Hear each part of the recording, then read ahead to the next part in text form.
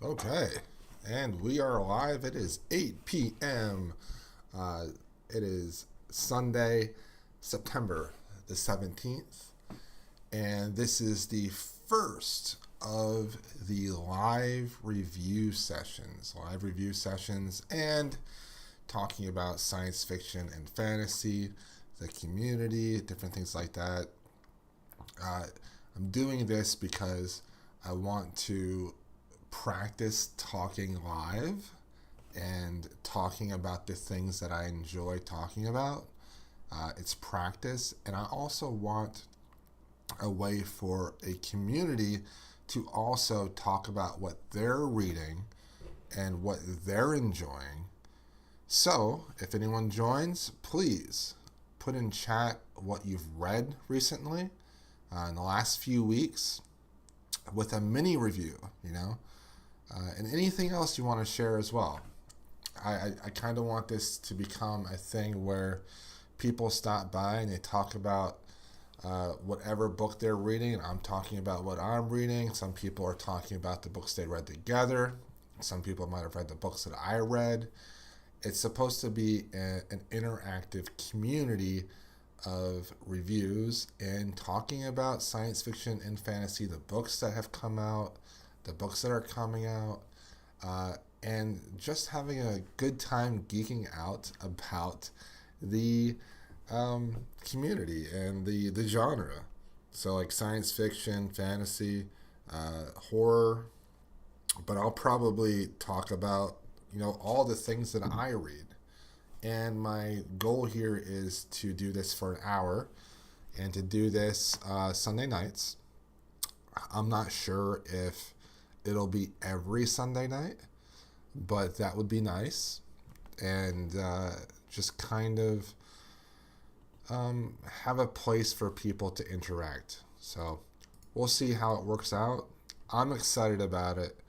And when I'm excited about something, then I am more likely to keep doing it. So that's why I am doing this. And I need to practice speaking spontaneously and just, talking live about things that I enjoy talking about. Hey, Landon, thanks for joining me. I really appreciate it. Hang out for as long as you want. If there's anything that you read recently that you want to talk about, put that in chat. And also, maybe in the future, we can have people join the Discord while I'm streaming, and they can actually, use voice to talk about the things that they're reading and interact with voice as well. So yeah, that's what's going on. Let's get to it. Let's talk about some of the books I've read and just kind of go over some things and see how it goes. We'll find a nice little flow to it and see what happens.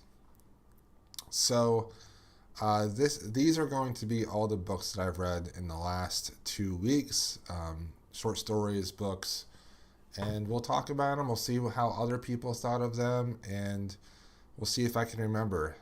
We'll see if I can remember the stuff that happened, all right? I'll probably be using my other screen a lot to look at different things, to look at my reviews and things. So that's good. Oh, Landon, thank you for joining Discord. Words of Yore, that's awesome, dude. Thank you so much.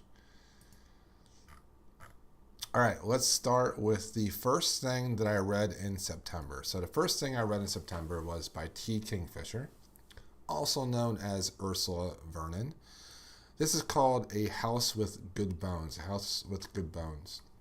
So the synopsis for this is that it is a Southern Gothic type of story, right?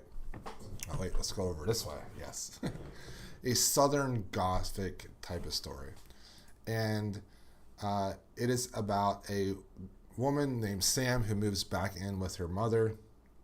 And her mother has changed. Like, her mother has become somebody completely different. And she has to find out why. And, there's these vultures that are always around their house. and it's a very spooky house. And we find out that, you know, her grandmother used to own the house, and her grandmother was very strict, very religious.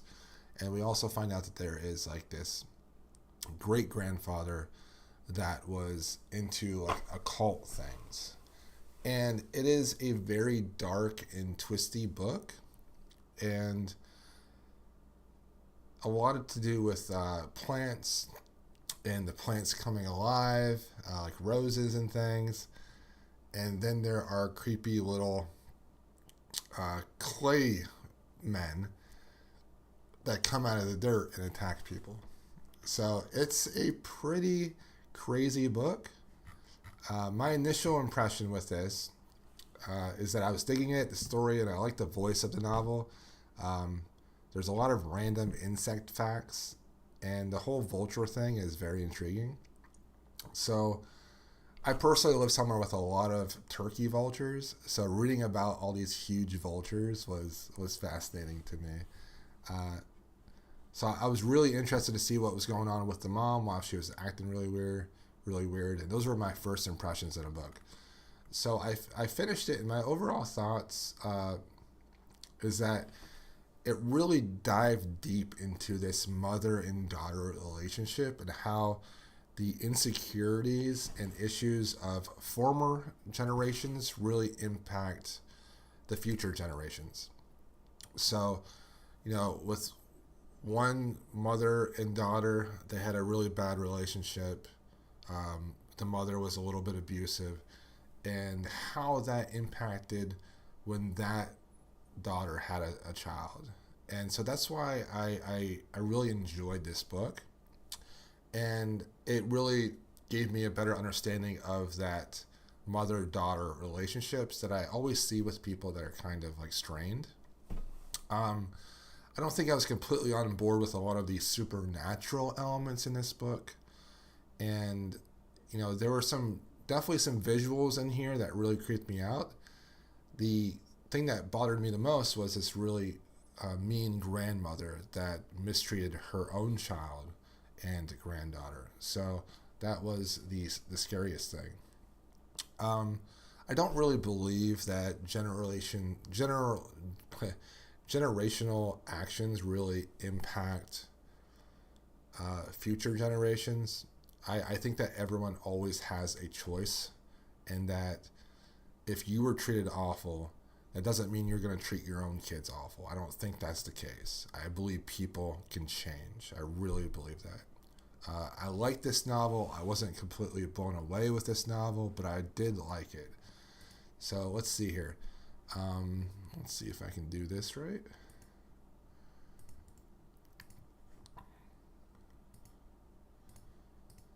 All right, so here is a review from Publishers Weekly. And after all of the different synopsis here, they say that Sam makes a very charmingly kooky narrator, and I agree. And Kingfisher remains the best in the business at using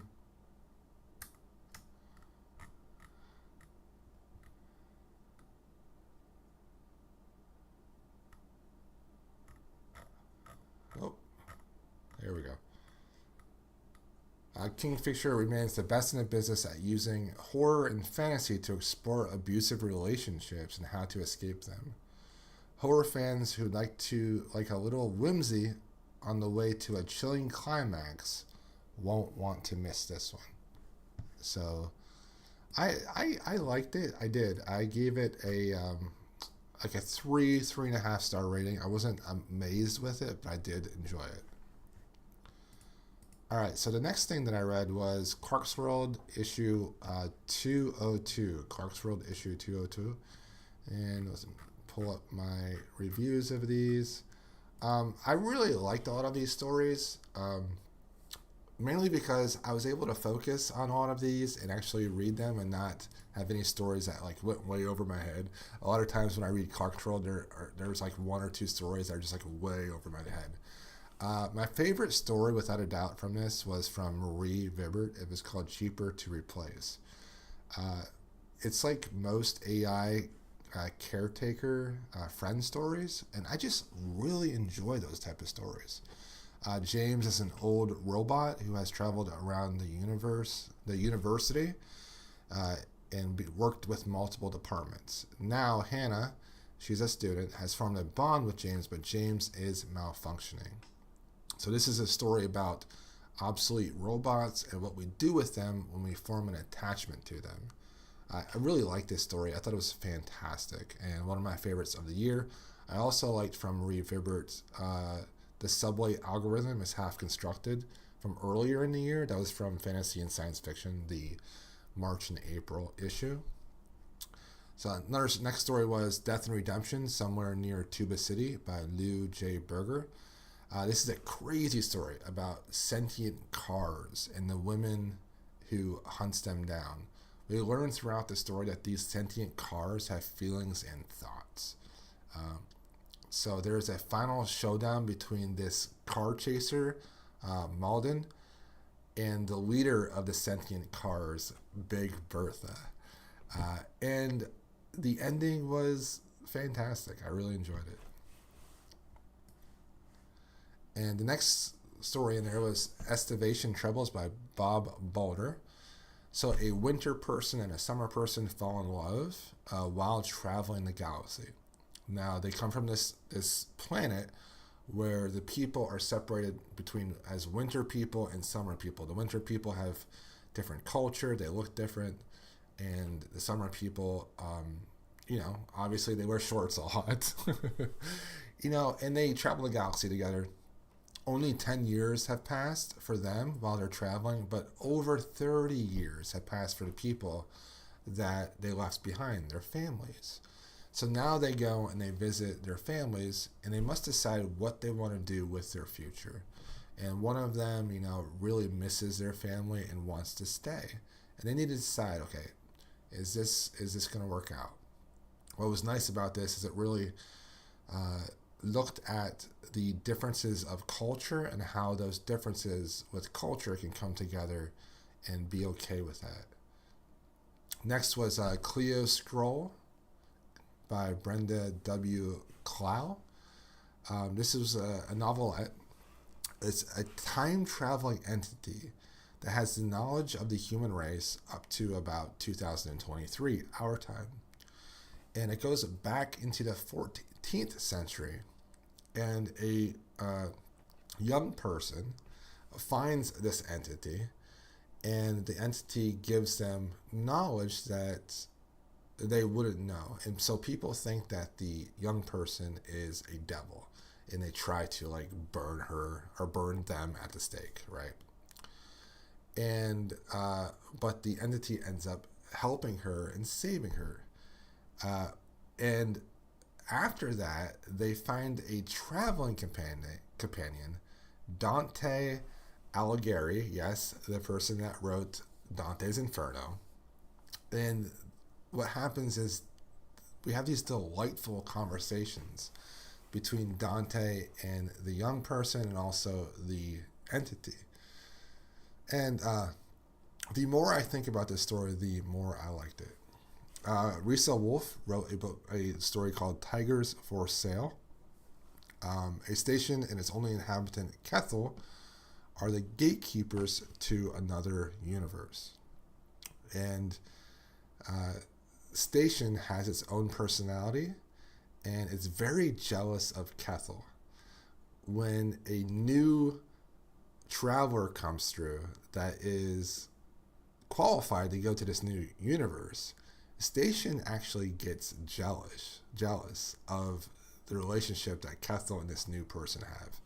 And it's very interesting to find out the reasons why Station is the way that they are, and if it actually has changed things, Davian Awe wrote Time Walk. So in this story, there are devices that are able to slow down time to almost a standstill, especially if you stack them on top of each other. So it's kind of like Inception that way. This allows people to live for decades or even centuries outside of time, while a very small amount of time passes in the real world. So this is told in second person, and it gives the reader a sense of how we would use these devices. The character in the story is doing this because they want to flee pain.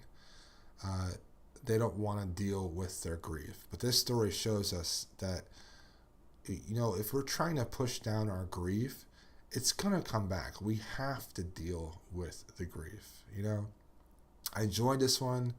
I think it's great, and I think I'll probably think about this story in the future. I thought it was fantastic. Alexandra Seidel. What remains? The echoes of a flute song.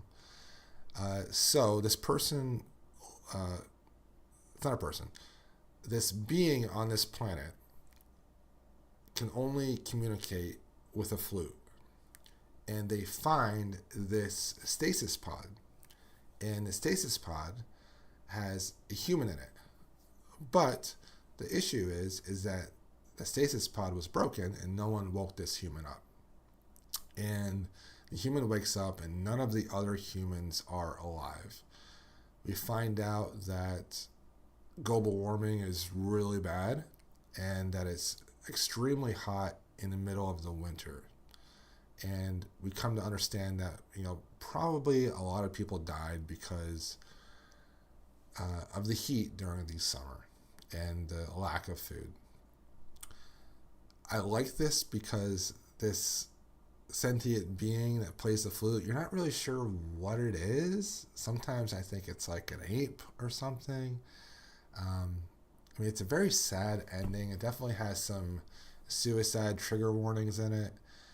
But the theme of this is, being alone and more than likely going to die. Like, what are you going to do? It was very interesting. And then the last story from this issue, The Orchard of Tomorrow by Kelsey Yu. There's an individual called Andrea, and she leaves Lane to join a collective. Now, they work together for many years, but Andrea decides that they want to pursue wealth and having a lot of abundance of food with this other society and collective. Lane doesn't want to go, so they stay, and they struggle for survival for many years. Fast forward many years later, Andrea actually comes back to try to reconnect with Lane, but Lane is very angry because, Andrea left and pursued material things, and left the person that they said they were in love with. This story really illustrates the widening gap between those who have and those that don't. And it's a warning to our own future, really. If we continue to pursue greed over other people's well-being, we might be in this issue, this problem, Also, there's an interview from Amy Ogden in this issue that I really enjoyed. Okay, so I then read The House Across the Lake by Riley Sager. I listened to this on audiobook. So I don't have a whole lot of success with thrillers. Some I love, others not so much. And this one was very middle of the ground. It's like a 3-star maybe. The plot is extremely similar to many other thrillers. So there's a woman, she is rehabbing at a lake house that she owns. She is trying to get over alcoholism, but she really doesn't want to, so she keeps drinking. So basically it's a drunk point of view. But this one didn't bother me that much. A lot of times when a book focuses on the amount that somebody drinks, it annoys me, but this one didn't as much. Her name is Casey, and she is an actress. So one day she's out on her deck looking at the lake, and she sees a woman struggling in the water. and she goes out to help her. She ends up saving a woman named Catherine from drowning. Now, Catherine is married to Tom, and Tom and Catherine are rich. Catherine is an ex-model who made a lot of money, and Tom is basically a tech bro that's starting his own tech company. Okay? So now Casey ends up spying on Tom and Catherine and tries to be their friend. She is watching them with binoculars. It's very much like there's a woman in the window, the girl on the train, stuff like that. It's very similar to that. But she thinks that Tom wants to kill Catherine. And there's another guy that is like a handyman that, Casey is lusting after. There is a local cop. There is one of her family members living around the lake. And it's a very crazy thriller, and it takes I don't really want to, let's see, there's a word here in this. No. Okay, I'm not going to spoil anything, but I was surprised where this book went, and I did enjoy it, and I do think probably because I listened to it on audiobook, it was probably better that way. So, okay, Blue Flag. Let's talk about Blue Flag for a little bit. Blue Flag is this manga series from Kato, and there are 4 people, and they have these relationships with each other. There is Toma and Ichnos, and I'm going to butcher their names. And they've been best friends for most of their life. Toma is a jock, extremely popular, and Ichnos is a smaller guy, and they have this amazing friendship. And then there's Kazumi, and then there is another woman as well, whose name I can't think of.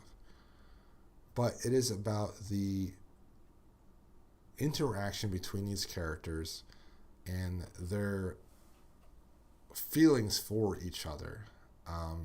And a lot of it is unrequited love. And it is amazing. I really like this series. This book in particular, they take a really deep dive into the issues that popular people, especially girls, have befriending other men and other women. And so there's this character in this that is a very popular girl who's attractive, but she has this reputation that's undeserved of a boyfriend stealer. And she just really wants to be friends with people. But the guys will end up having feelings for her.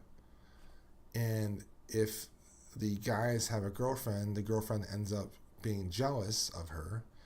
And so this really dives deep into that. And I really appreciated that. I thought that was really good.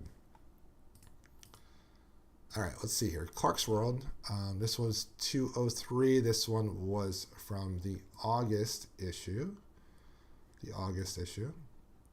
And let me pull that up.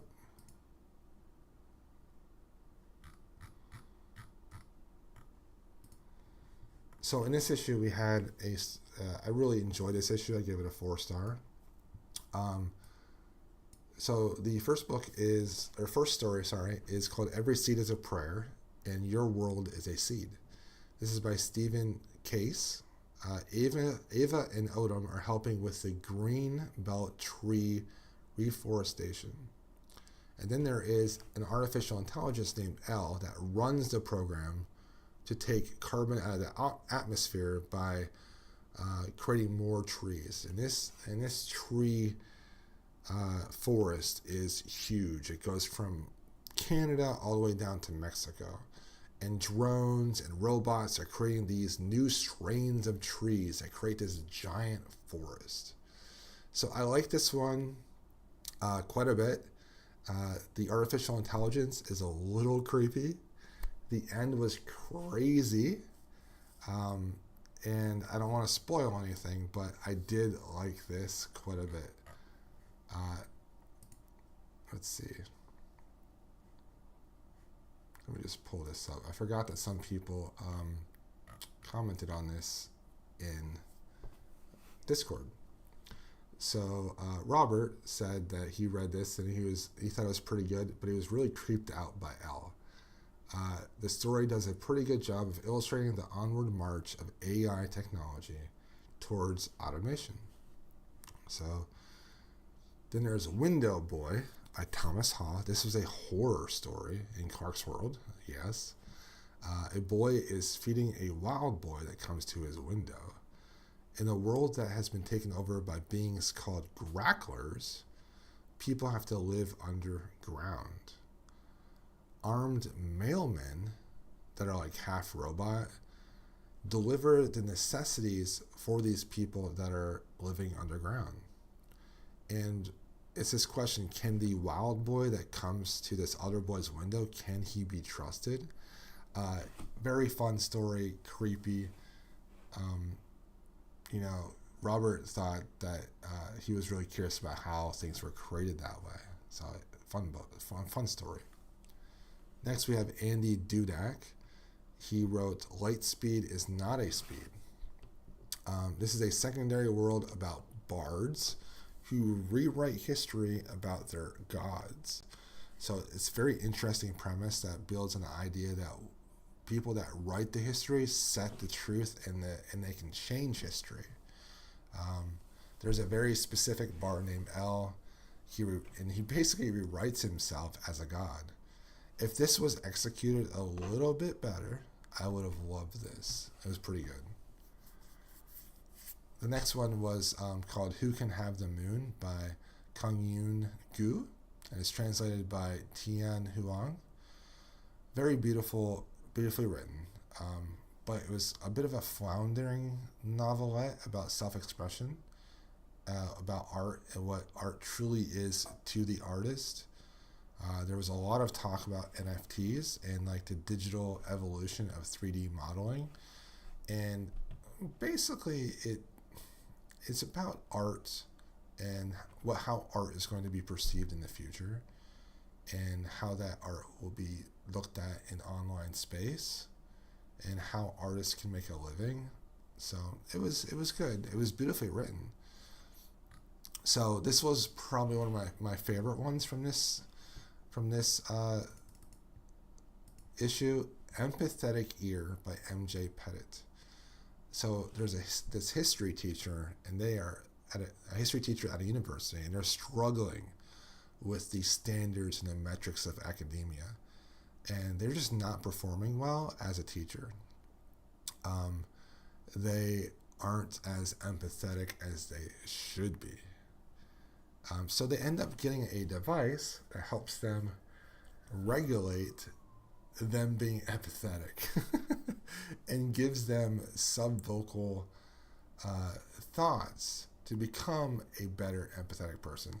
In fact, it actually, when you're thinking bad thoughts, it pings you to let you know that you're thinking negative thoughts. So it's like a mindfulness on steroid device.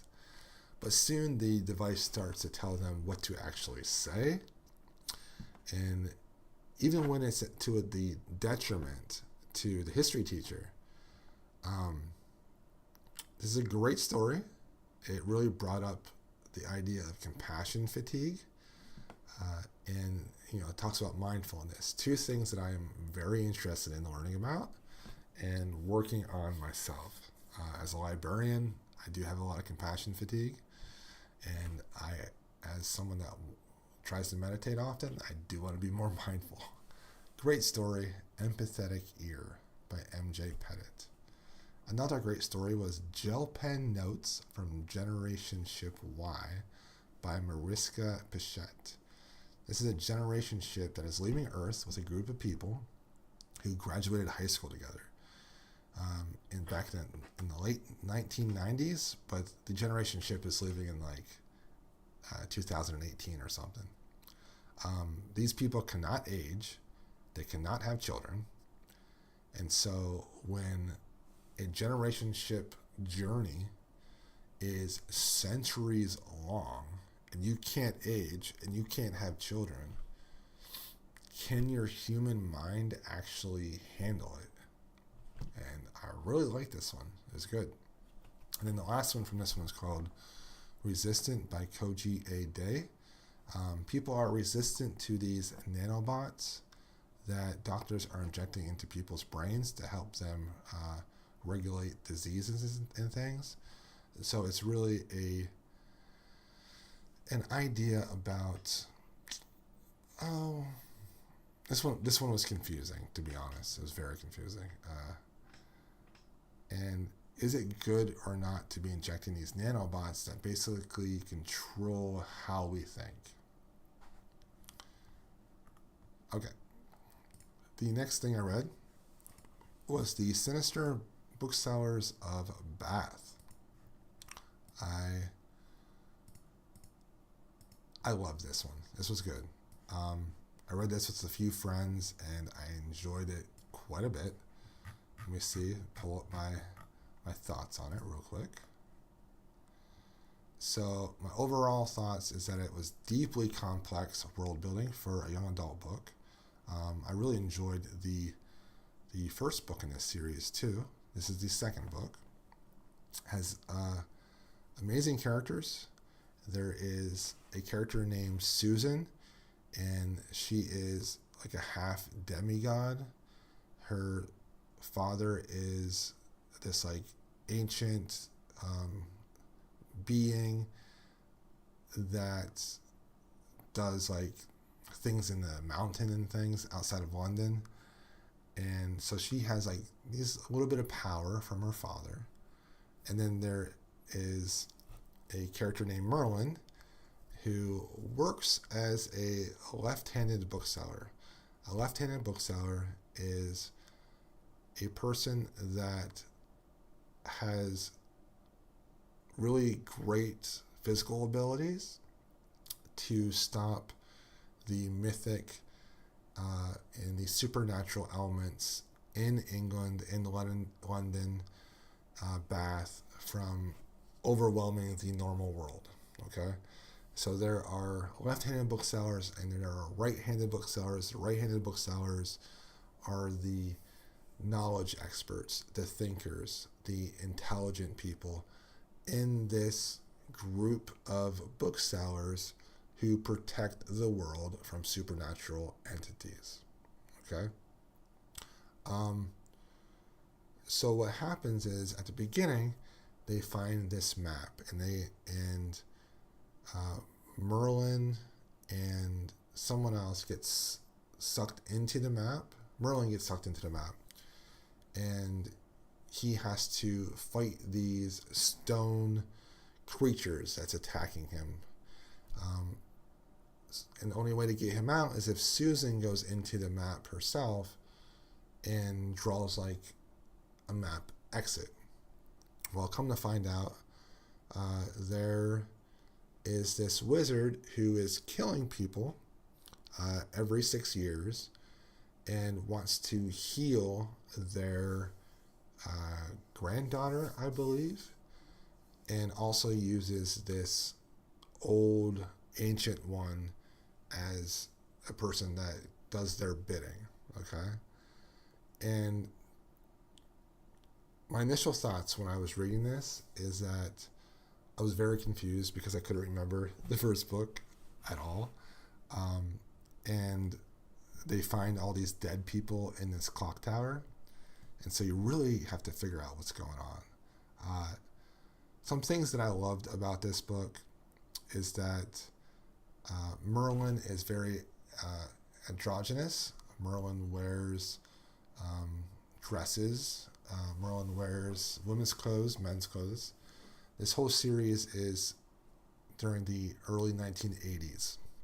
So basically Merlin dresses and acts like David Bowie.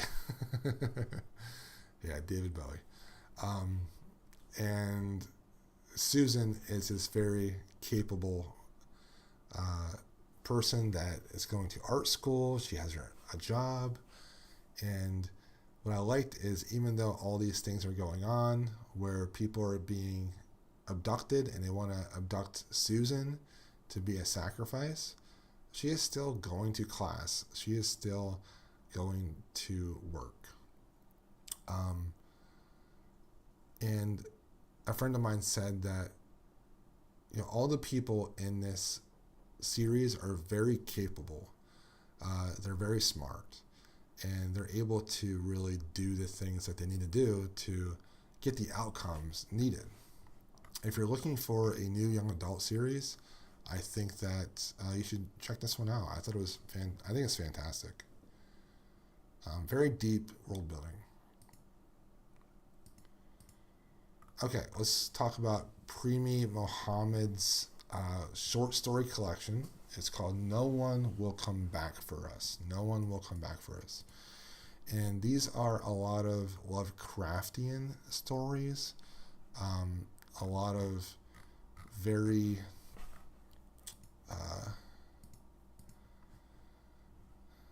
I don't want to say tentacle based stories, but you get the idea.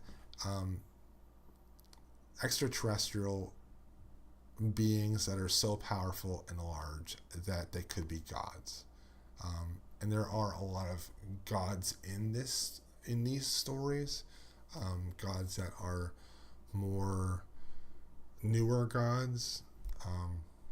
So let's talk about some of the stories, okay? There were 1, 2, 3, 4, 5, 6, 7 that I really liked. But let's go through the stories. Below the Kirk, Below the Hill. So a young woman turns up on a beach and is found by a lighthouse keeper and his wife. The young woman is dead. She did drown during an accident, but now she is possessed by something. And she has amazing art talent. The sea gods want the girl back, though, because the girl drowned. So what will they do? Will they give the girl back, or will the girl want to stay? What do they do? The next story is called Instructions, and these were instructions for British soldiers during World War II. And when they went into France, they got to watch out for these zombie Nazis. The evaluator. So the evaluator is one of the ones that I liked. An evaluator is a person that goes out and investigates if somebody is being possessed by a new god. All right, and he investigates a young girl who's possessed by a spirit of a local new god. And usually, what happens is the evaluator will take the person and drain them of their energy, and it's not good. But this evaluator decides, okay, I'm going to let the girl live. At the hand of every beast, an actual cathedral comes alive and starts walking around the French countryside.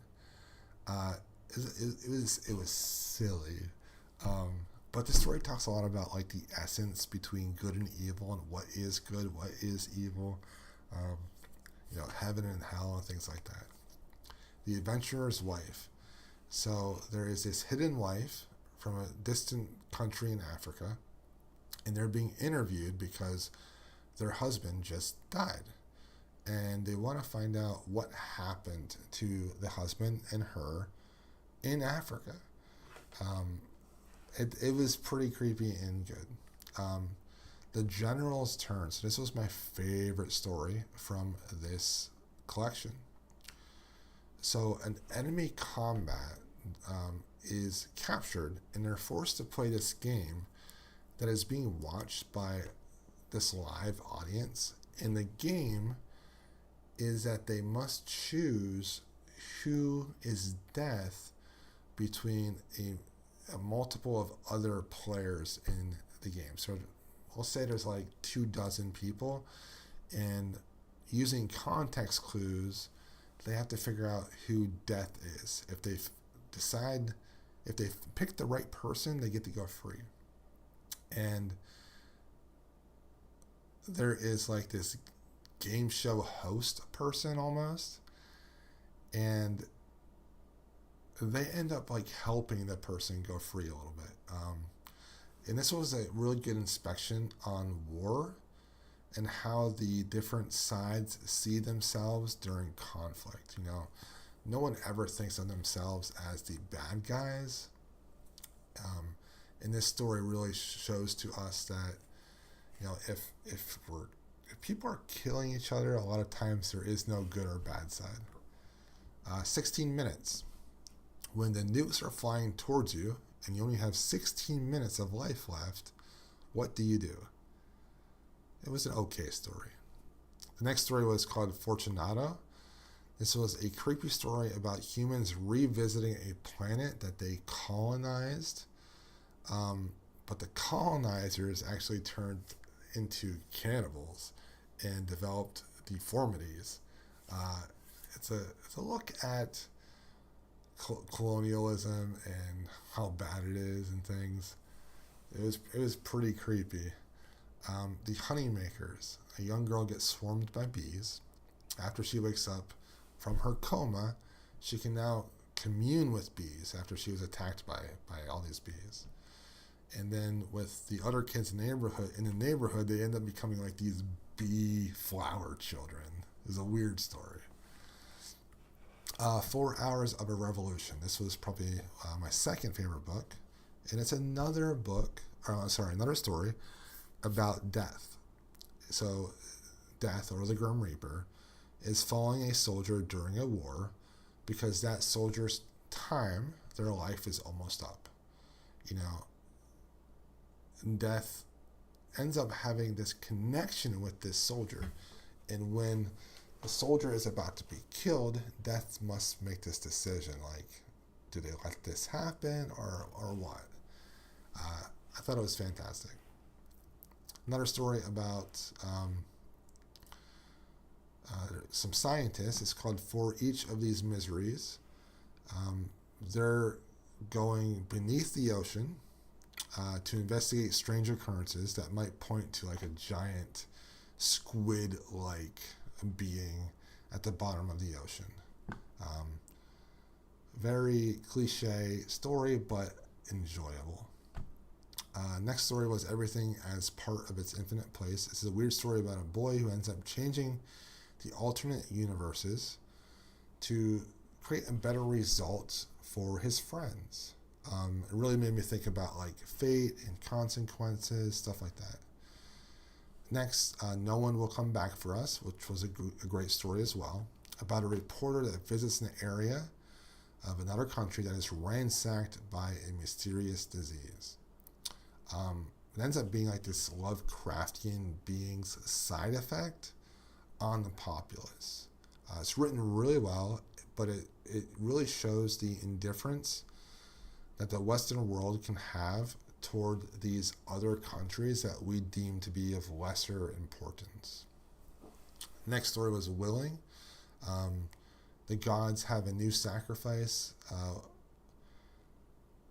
The gods are requiring a new sacrifice, and they're requiring it from this farmer's family. So what do? It's a very classic short story with one of those twisty endings, So that was fun.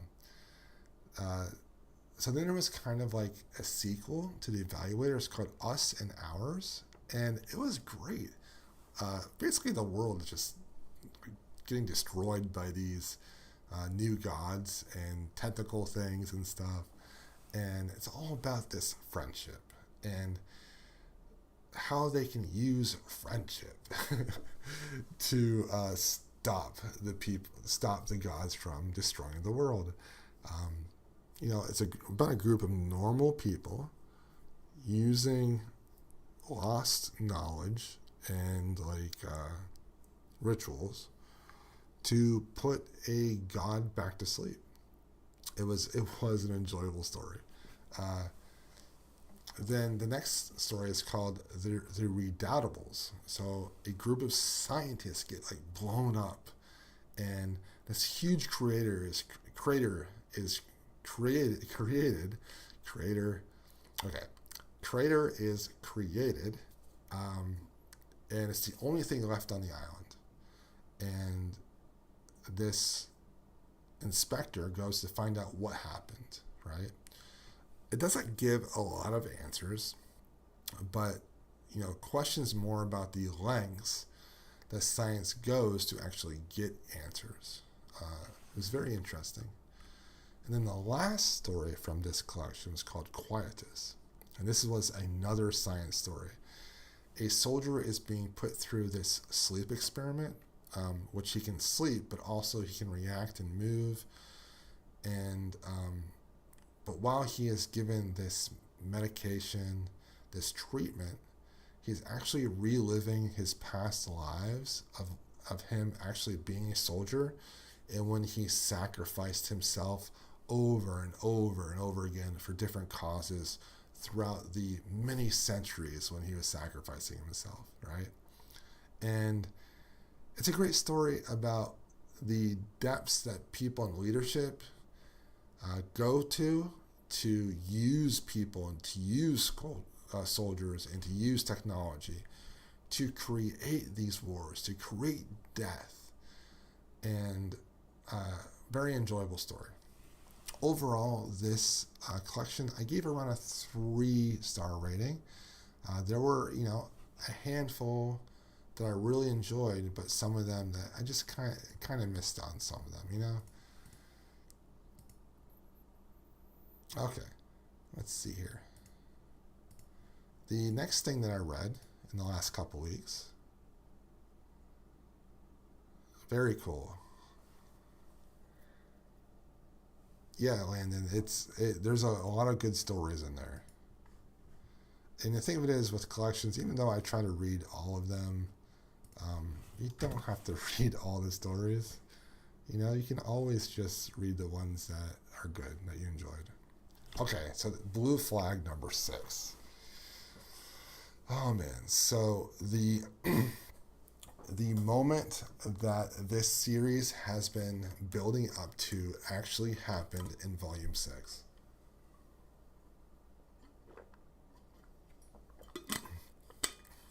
And this isn't going to be much of a spoiler because you find out about this in the very first volume. The best friends, the 2 boys, the jock, larger one of them, is actually in love with the more nerdy boy. And in this story, in this volume, he actually says his love for him. And it was a spine-tingling moment. And really, this series, it just really examines what it is to have feelings for people. And what it feels like to have like this unrequited love. It's as someone that has experienced that many times, I think that's why I enjoy this series so much, because they really don't hide the emotion involved in these feelings for people. So I just love this series. I'm going to finish it this week. And then I finished Mad Honey today from Jodi Picoult and Jennifer Finney Boylan. And I thought this was fantastic. It is a general fiction book with a thriller aspect, right? It is about this boy and this girl, Ash and Lily, and they fall in love. Ash has a past. His mother was abused by his father. They ran away from the father because of the abuse. And then Lily had also an abusive father. So they both have these very dysfunctional families, and they're both being brought up in a single family home with their mothers. Ash's mother, Olivia, is a beekeeper, and we have her point of view of the story. And then we have Lily is the other point of view of the story. And then her mother as well, we get to learn some about her mother. And what happens is that Lily ends up dying.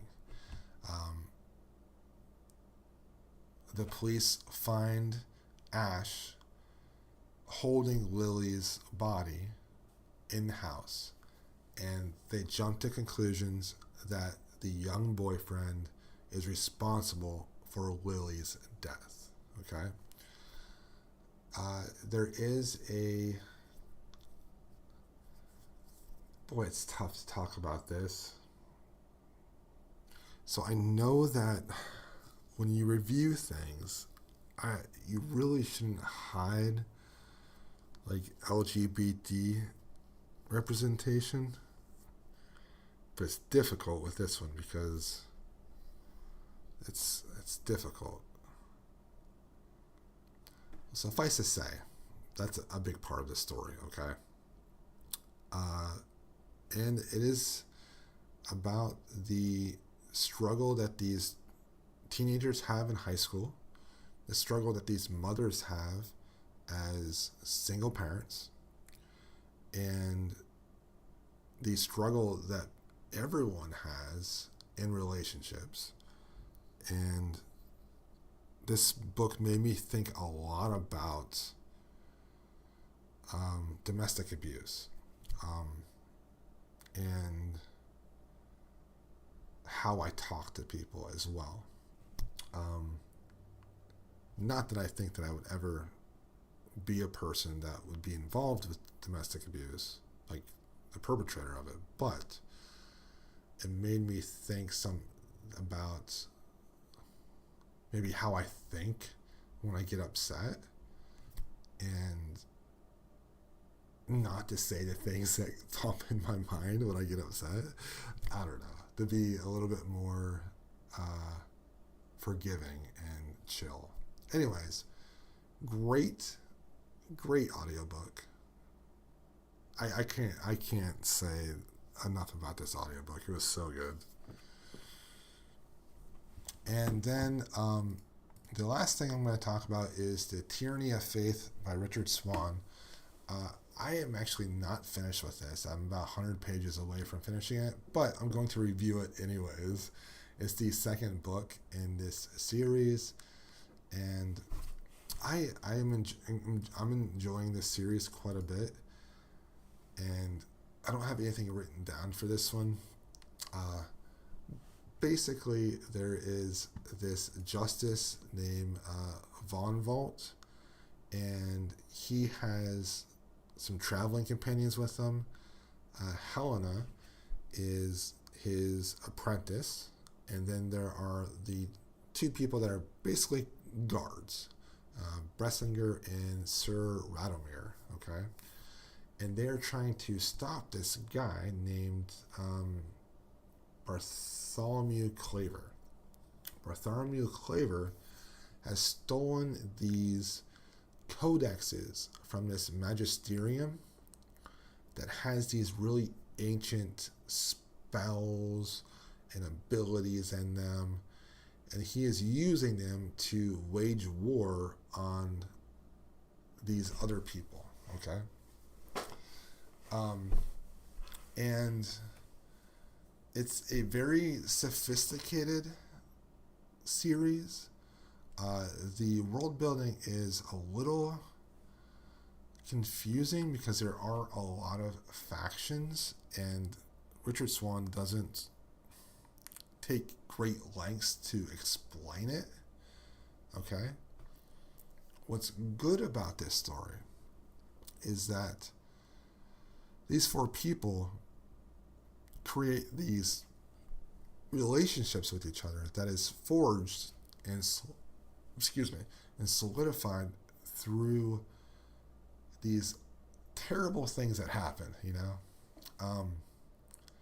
And Helena is a perfect point of view for this story, and it's written in a way where she is writing down what happened, but it is many years in the future, so she can kind of say things that, well, this wasn't going to be an issue now, but later on this was going to be an issue. So there is this foreshadowing aspect of it that is really interesting because of the way it's written.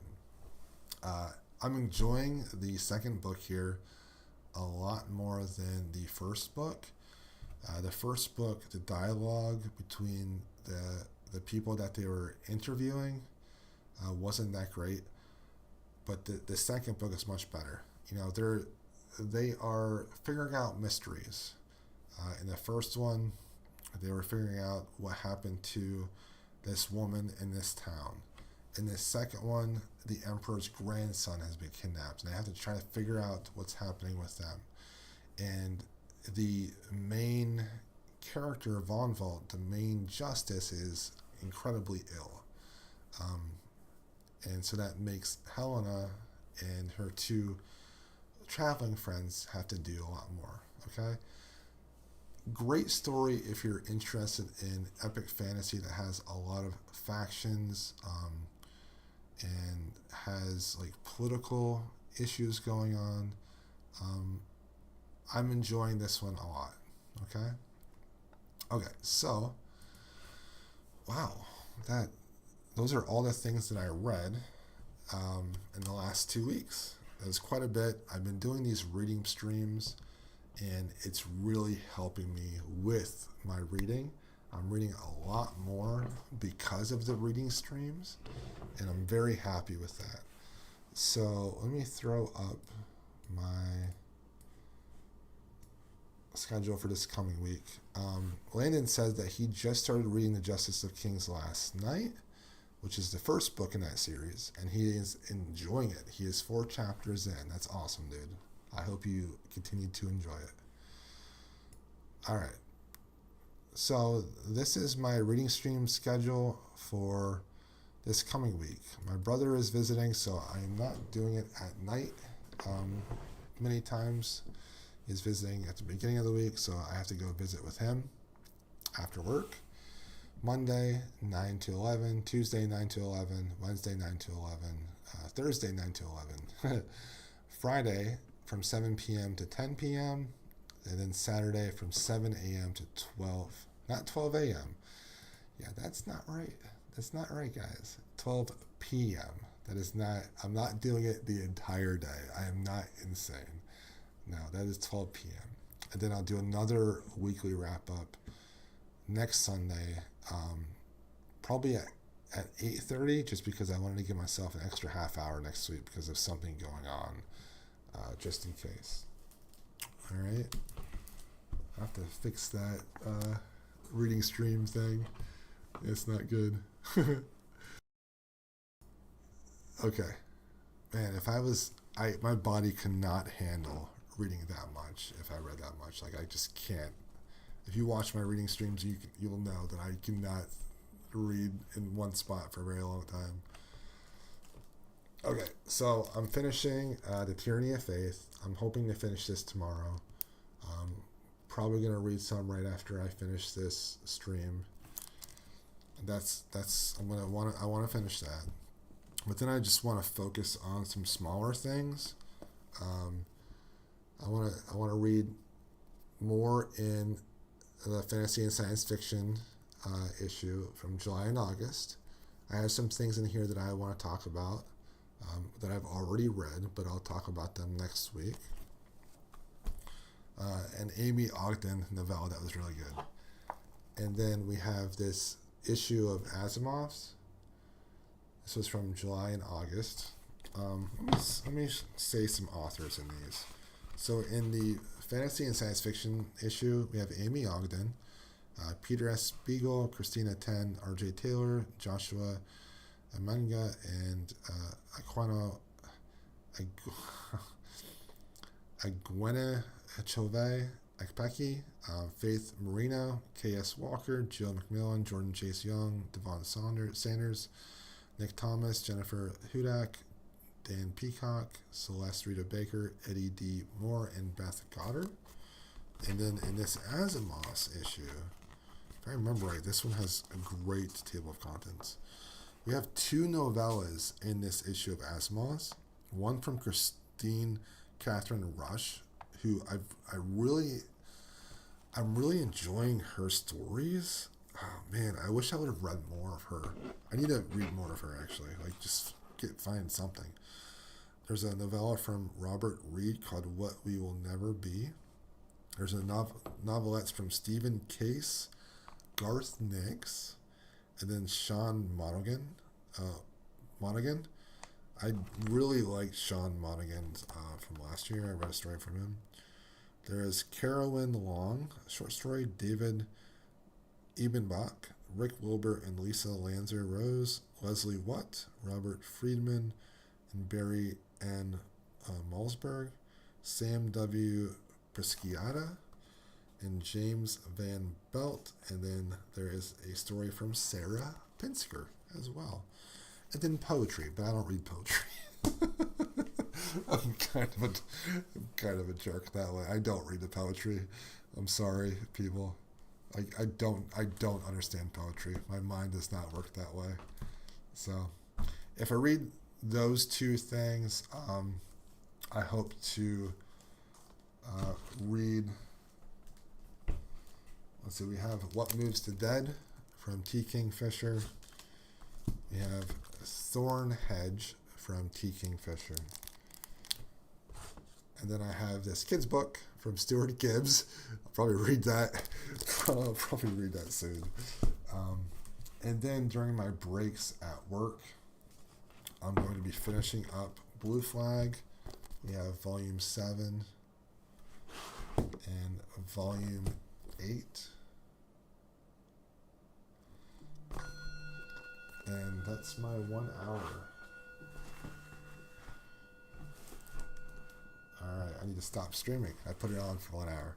And then I have Chainsaw Man number 5? Yes, Chainsaw Man number 5. So those are the 3 graphic things that I am going to be reading during my breaks at work. Not a whole lot of reading time this week. Probably going to be like around 15 or 16 hours just because of stuff going on. But yeah, I will be back tomorrow morning at 9 a.m. for a reading stream from 9 until 11. I appreciate Landon stopping by. Thanks, dude. You are awesome. If you have any recommendations for the review stream, let me know. Please join the Discord and put your thoughts in things. If you're looking to find a buddy read, that's great too. I'm building my TBR for October, so if anyone wants to join me for any of the books in October, that would be great.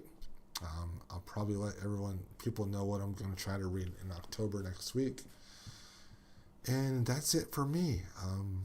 This was fun. I'm glad I took a lot of notes on the short stories I wrote, because I would not have remembered those if I didn't take the notes. Okay, I will talk to everyone later. Have a great night, and join the Discord. Thanks.